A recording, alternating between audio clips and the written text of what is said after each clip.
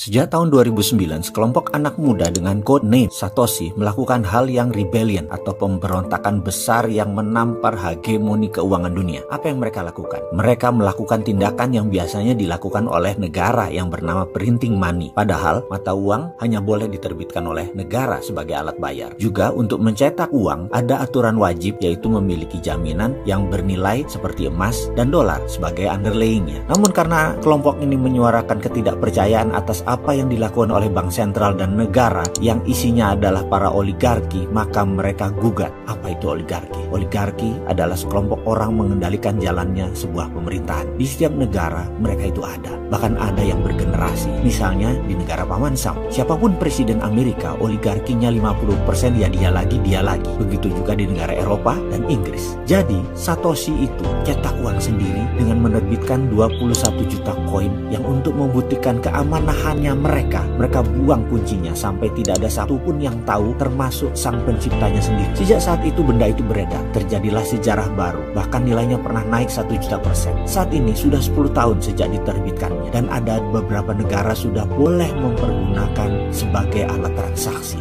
seperti di negara Venezuela dan Jepang. Kedepan, ketika generasi digital murni mulai berkuasa, apa itu generasi digital murni? Yaitu generasi milenial yang lahir di atas tahun 2000, sekitar 10 tahunan lagi, maka mata uang digital akan jauh dipercaya daripada uang cetakan pemerintah. Di tahun 2018 kemarin, kembali sekelompok anak muda Jogja melakukan terobosan baru, rebel baru, yaitu menerbitkan currency juga, dan kali ini berbasis beneran, ada jaminannya, ada emasnya sebagai underlaynya. Namun, serangan dari perizinan dan hegemoni pemerintahan dunia bukan hanya dari pemerintahan Indonesia saja loh. Anak-anak ini digugat. Akhirnya hijrahlah mereka ke Malta. Mereka seakan terusir tapi tetap survive karena publik internasional merespon baik, tidak seperti respon pejabat di tanah air yang tercinta ini. Inilah cara berjuang sebuah kebenaran namun melawan hegemoni, sama seperti perjuangan melawan penjajah. Hanya kali ini penjajahnya penjajahan ekonomi yang kesannya dilindungi oleh negara, padahal semua aturan hanya melindungi orang kaya dan melindungi Amerika beserta sekutunya Eropa. Bayangkan, coba datang ke bank, kita isi formulir, pasti penanya diketali, kita percayakan uang kita jutaan bahkan miliaran, tapi pena aja mereka nggak percaya sama kita. Yowes lah, balik ke persoalan awal. Ada pertanyaan, kalau negara menerbitkan mata uang berdasarkan emas, sekarang bolehkah swasta yang menerbitkan alat bayar dan ada emasnya? Emasnya kan ada nilainya. Maka disinilah tantangan baru tercipta, peluang baru lahir, Sironium versi 2.0. Bagaimana kalau jaminan Sironium emas tadi dicetak berdasarkan aturan dinar, yaitu 1 dinar 4,44 gram